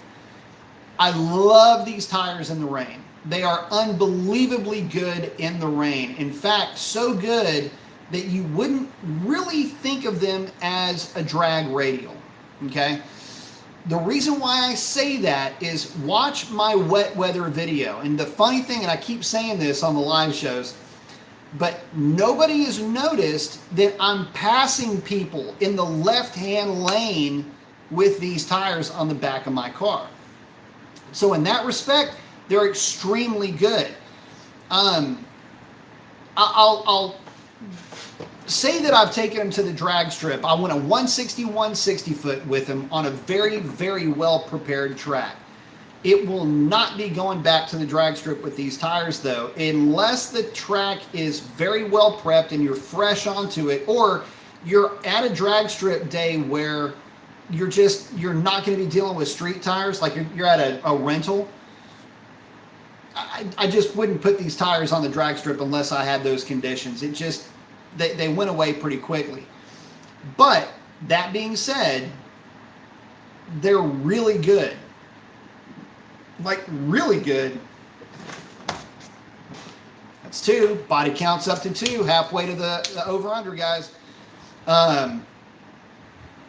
They're really good at being a street tire. If you've got a high horsepower application, say you've got Hellcat, Red Eye, you've got a fast Mustang, fast Camaro, and you like taking the car on road trips. You like, let's say an hour and a half in one direction, hour and a half back.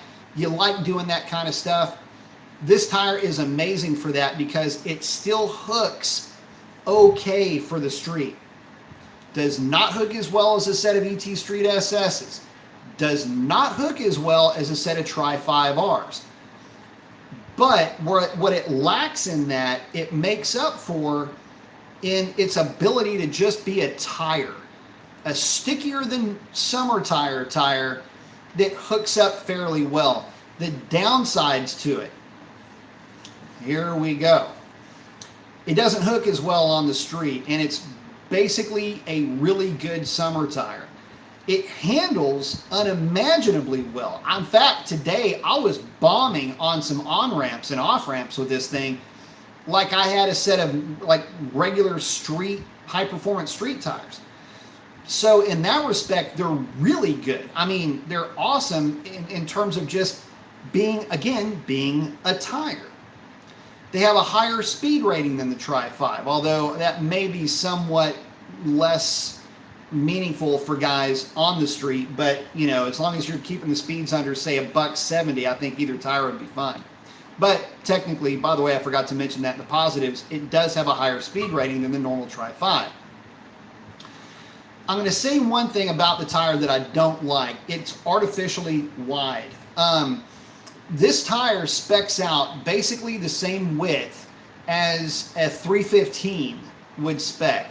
It would be on the narrow side of a 315, but it's there. And there's just a little bit of a bulge that, if I'm being honest, is a little bit of an annoyance. It was a big problem when I had the slingshots on the car, the factory reproduction, but still the factory slingshot wheels. With the Demon wheels, it's not a problem though. And the reason why it's not a problem is because I've got so much more going on with the wheel. It's got the lip and everything else that it kind of masks that a little bit. But if you notice on the tire, on a 10.5-inch wide wheel, you still get the little chicken strips going along the sides of that tire. Is it a problem? It's a nitpicky thing. It's an aesthetic thing until you realize that I still had to clearance a fender well a little bit more with my Hellcat to get them to fit. So if you've got an 11-inch wheel on a Charger, they're awesome. If you've got a 10.5-inch wheel on a Challenger, you're going to have to do some clearancing. I can almost promise you that. But it's not a big deal. And I've done a video on that too. In terms of value per dollar, it's a very strong performer. It's a very strong candidate in that respect. If you're going to, there's one of these things, I'm going to have to kill it. I don't think I'm a little bit too far away. It's out of range right now. By the way, we're on Skeeter count. Skeeter count, body count is up to 2. Oh, he flew off. So to that point, check out the videos. You'll get my reactions in real time on those videos. Which tire would I get again? Well, damn, it's hard to say. I've been caught out in the rain in Tri-5Rs, and I've been caught out in the rain in the, I'm just going to call them G2. Why don't they just call them G2R? It just drives me nuts. And the Tri-5R2. Tri-5R2 is so far and away better than the Tri-5 in the wet weather that it's not even a fair comparison. In terms of traction, like tip-in throttle traction, things like that, these are the last on the list in terms of traction in that respect. Tri-5 will just flat out hook better, but neither one of the tires will really hook all that great on the street anyway. So Does that mean that that point kind of becomes canceled? I'd argue that it does. They're both really good, but from a day in and day out versatility metric, Tri-5 R2 has got the Tri-5 beat. But from an aesthetic point of view, you can't beat the Tri-5. And this car is fair weather 99.99% of the time, although you know how it is. You get caught on these, quick flash downpours. I've been caught in those with Tri-5s in the middle of, Central Texas and didn't have any issues with them.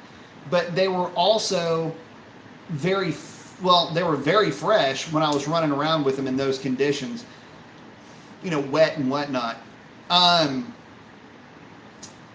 I would say that they're not going to be as good with a little bit of wear. These things, the wear channels are so deep that, take a look at them for yourself online. You'll see straight away what I'm talking about. You'll see why these things handle so much better in the wet. So if I were to do it over again, I'd probably go with regular Tri-5Rs if I can get my hands on them, just from an aesthetic point of view. But now that I put these wheels on the tire, or these wheels on the car, the tires, they don't matter as much anymore. Again, any aesthetic is going to be soaked up by the extra lip of these wheels. And that's another reason why I like them so much. Like, damn, I don't even notice everything I used to bitch about with these tires. It's all those problems basically just kind of went away with these wheels. So anyway, hopefully that answers some questions. Again, check out the videos. Like I say, they're not very long, and it'll give you kind of a real-time idea for what the tire is going to act like. To give you an idea on the specs of Revlon 2, basically you're looking at, she makes 666 to the rear wheels. In those conditions that I'm running in, you're probably looking at like 620-ish to the rear wheels, mainly just because of conditions. It was hot. So Vortex saying, I've run the Tri-5 R2 305 4520 at the track, and they do hook on a Hellcat. Those are my daily tires, and normally I run MTs. I do think they are better than the Tri-5Rs, being I use those for years. Then it says 3520s. Yeah, the thing is that they hook, but they don't. If the track prep is great, I was actually surprised how well they did hook, and it's only because of me being a little bit more pensive with the tire that I didn't turn a number that I should have. But I can tell you this, it did get into wheel hop bad on my third pass. How bad was it? It was bad enough to where it rattled the bulb out of my map light on the driver's side of the car. So now it sounds like I got a set of keys rattling around in my where my map light is. I got to pull that out and put everything back in and put it back together. But that was more to do with the fact there was a lot of street tires on the car, or on the track, and the car just, the prep wasn't all that great at that point, but it had hooked leading into that. And again, it hooked a little bit better than what I was expecting. Again, I was just onto the got him. That's 3. Body counts up to 3, guys. If y'all are betting over under on 4, y'all know, better start getting the beers out right now. If I see another one, he's down, that'll be your over under. By the way, if you don't know what the running joke is here, the drinking game. So I live, down here in Southeast Texas. We get skeeters. Skeeters are a problem. So throughout the course of any live show, you'll see me basically randomly, it looks like I'm just, doing some kind of matrix thing for no reason. Basically, I'm catching skeeters, killing skeeters, doing doing that kind of thing. And we'll basically have, I'll open up the night with a number. It's just like betting over under.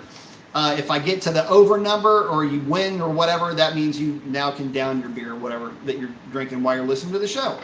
So it makes it kind of fun. A little bit more interactive for you. Plus, you get to see me act like a fool killing skaters. What more could you ask for? But getting back to it, when the track prep is good, the R2 will hook up. And again, man, if I'd have just flat-footed the thing, it would have gone a 150-something 60-foot and would have run a 1050, like a mid to low 1050. So you know, woulda, coulda, shoulda, right? But the fact of the matter is it surprised me. So the second pass, I got onto it a little bit harder. At that point, though, the DA was starting to slip a little bit. Conditions were starting to get gross. Humidity was going up, and for these cars, humidity is the killer for ET. And, you know, the last pass, it just lit the tires up. And I knew that that was something that was a possibility, but that's just what happened. But yeah, my take on them, man, I like them.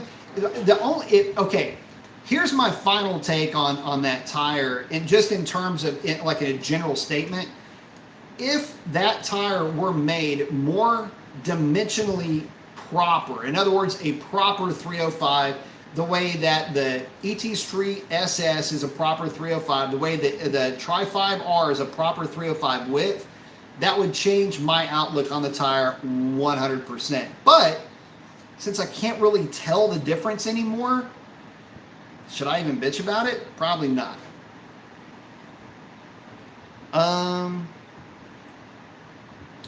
Oh, King's Eye's in. What's up, King? Say, hey, Mason, TRX has really grown on me. It seems it has everything. Speed, towing, off-road. Let's see, making the 80 to mid 90K worth it. I tell you what, I don't have anything against the TRX. The only thing, if I had anything to bitch about the TRX, would be that it should have had the red-eye engine. I mean, it's not like they're not that far removed. That's the other thing is, you know, what is the difference really internally? I mean, yeah, there's some differences internally, but anyway, I mean, anyway, I'll get off on a way weird tangent on that deal, but I like the TRX. I like what they're doing with it. I like that it's different. I would have liked to have seen something maybe a little bit different coming out of Ram to use that platform. But either way, you know, I get it. I like it. And the good thing about the TRX, this is my belief on this, because if Raptors have taught us anything, is that if you are looking to buy a truck, you almost can't afford not to buy a Raptor. If you plan on ever selling the thing. If you ever look at depreciation on a Raptor, it's practically non-existent. Older Raptors will maintain 80% of their value seemingly indefinitely, certainly down to, you know, 75 to 70%, where, you know, a typical pickup truck will unload, it'll just hemorrhage resale value, you know, down to like 60 or 50%. So, I would see the TRX carrying along that same trend with that higher resale value, primarily because it's a specialty vehicle. But again, when you take a look at what the Raptor's done, the TRX isn't going to be that far behind it. T2 saying I had the 305 45 18 Nittos, Tri-5R, and I was spinning bad. It went back to MT Street R and no spinning at all. MT Street R is a really good tire. You know, the only downside, so the Tri-5, the way it used to be was like this. The Tri-5R was a really good daily street tire that would still function somewhat in wet weather if you got caught in the wet. Happens to happen a lot, especially if you live near a coast. So there was that. And then the Mickey Thompson was just stickier in general and would typically, well, was known to hook better at the drag strip. And that was the two selling points, the yin and the yang. If you were driving a lot on the street, had a higher horsepower car, the Tri-5 was your way to go. If you didn't mind spending the extra money and you were going to be knowing and that you're going to be going through tires, then go ahead and get the MTs. Well, with this new tire, that kind of throws a bit of a wrench into the works, because there's talk of them discontinuing the Tri-5R. I think they've already discontinued the Tri-5, which if they have is a tragedy. But Tri-5R is such a good tire for what it does.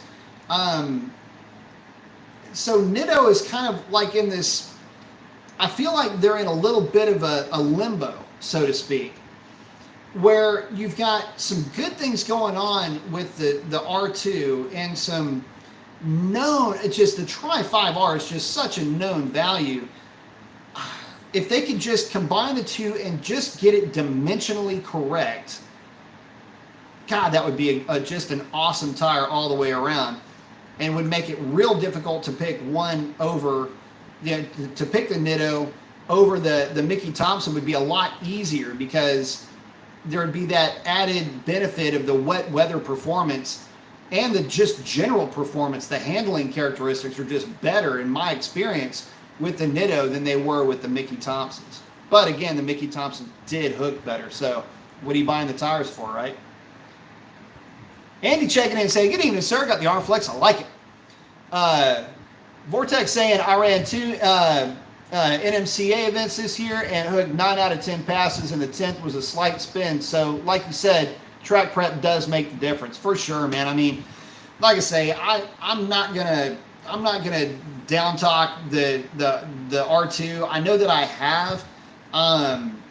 Yeah, it's funny, I'm talking out of both sides of my mouth, and I understand that completely. There's some things that I really like about it and some things that just suck. The problem is that as a tire, it does everything really well. It just doesn't hook as well as the tri. However, you start looking at how the thing works from an aesthetic point of view, and you just go, God, man, how do you screw it up when you had something so good already going for it? So anyway, let's see. Oh, Speed Freak's hanging out with T2. T2's saying, yep, that was me at Atco. Juan Fernandez checking in saying, what up, Mason? What up, Juan? Hope everything's going good, brother. All right, so okay, so we're talking about tires. Let's talk about tires and maintenance and things like that, since that's kind of the topic. So tire maintenance. I mean, we can talk about keeping your tires inflated to the proper whatever. People get kind of weird when it comes to tire pressures, which is kind of weird because the tire manufacturer tells you what to run them at. But anyway, when you're looking at setting up your tire pressures, it's okay to pattern test your tires. And what that means is you basically set them at whatever pressure you think is going to be right. Go out there and roll into the throttle and carry a burnout for about 3 seconds, 4 seconds. Lay down a patch, circle back around, and just look at what the patch looks like. If you've got just the outsides of the tires and it looks like 2 train tracks, then the tire is significantly underinflated. Or you've got too wide of a tire on the rim that you're running, and the tire is now cupping in the center, like that. So that just the outsides are getting the majority of the weight transfer to the ground. Conversely, if you see 2 skinny patches, they're overinflated, or you've got too narrow of a wheel. You want to see a nice flat contact patch. When you get to that point, that's basically where you're going to want to be for most street driving and some drag strip use. You may drop them down a little bit. For the drag strip, you're going to do a burnout. They're going to heat up. They're going to get a little bit more air pressure in them, but not much. And that's what you're going to want to go with. Most radials, they just really don't like anything less than about 22-ish. I don't know. I know I've aired down the Demons to like 18, but again, that's all going to be based on sidewall height. This gets into some other stuff. Anyway, let me get to the point. The main thing is, if you start seeing cracks, replace the tire. Don't run the thing down to the cords. That's how you end up getting into wrecks. Just don't forget about your tires is the main thing that I'm trying to drive at. Walk around, take a look at them, make sure that you don't have any cords showing. Make sure that there's nothing funky going with those things, because what ends up happening is that it's easy to forget about tires and tire maintenance. You don't want to be thinking about it when you're cussing it on the side of the road with a flat. Also, if your tires are over 6 years old, consider getting rid of them. These things do have a lifespan, and although a lot of people will argue this point, it's kind of well enough known that anything over 6-7 years old, especially if it's been sitting outside. Now, if it's been in the garage, it's a different story. But if it's been out in the elements, it's been used, driven, you're probably going to want to take a look at replacing those tires as well. It's a consumable item. It's an opportunity to get something that may perform better than what you already have, but keep that on your list of maintenance items to take a look at.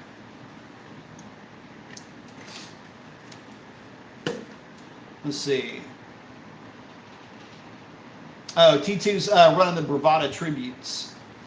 Kevin's asking, Mason, for the 373 gate track, do you need the whole assembly for the Challengers or just the pumpkin? Just the pumpkin for those. And those are kind of hard to find because the 373s came in manual, Signature Series manuals with the 18-inch wheels, if memory serves me correctly. But yeah, just the pumpkin itself. And you're going to like that mod, by the way.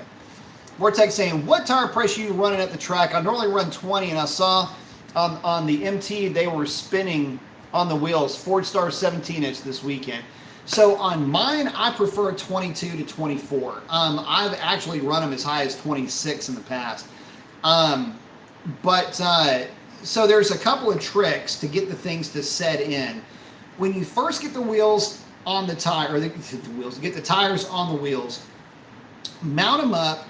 This is for the ET Street Rs. Mount them up and find you somewhere where you can get some pretty decent roll-ons onto that thing, onto the car. You want to put it under high load, high torque, low speed if you can get away with it scenario. And what you're trying to do is you're basically almost trying to turn the wheel inside the tire. What's happened is they'll use some kind of a grease or whatever, and I always tell them, well, just use water, please, when you're setting my tires.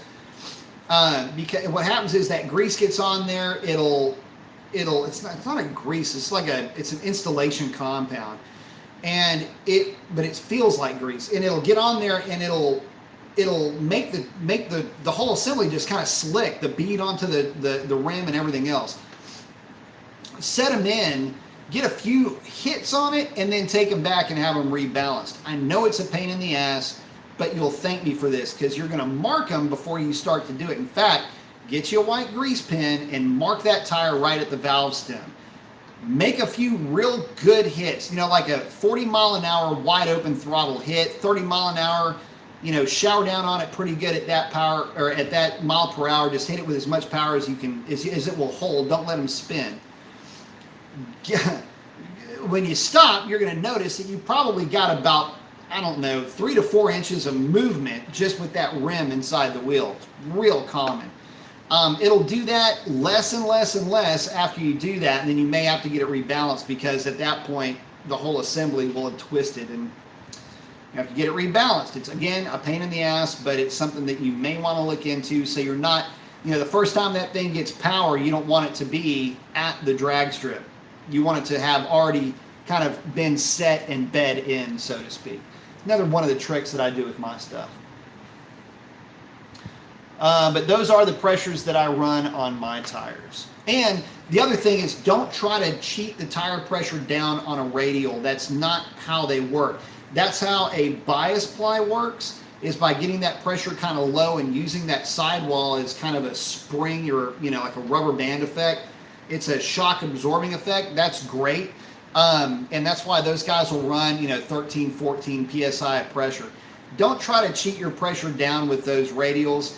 That stiffer sidewall, if you try to air them down too much, you're going to get a little bit of a cupping on that contact patch. Won't be very good for your for the traction.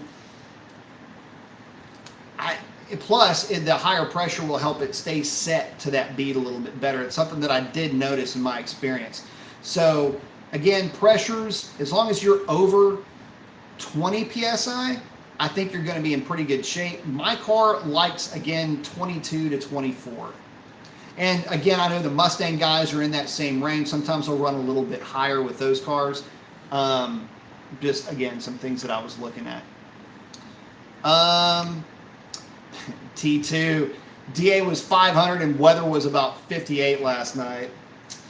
A little bit jealous on that one. So we've only had one night down here so far that has been anywhere kind of near that. And then since then, we've had another hurricane blew through. Well, it didn't blow through here, but we caught some of the wind off of the hurricane that's hitting Louisiana right now. So lovely.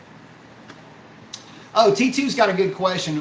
What are your feelings on the traction control off and on? A couple of guys I talked to leave it on. A couple other guys leave traction control off. So I've left it on accident. I had, anyway, long story short, I've left it on accident, and the car didn't slow down with it on. I prefer to have it off though.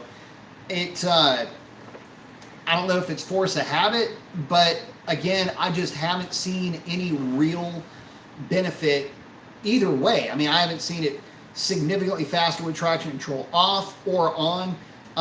Obviously, sport mode will still let you do a burnout, so you don't really have to have it off to do that. But I don't know. It's part of the ritual for me. I just kind of reach down there and, boop, turn the thing off. So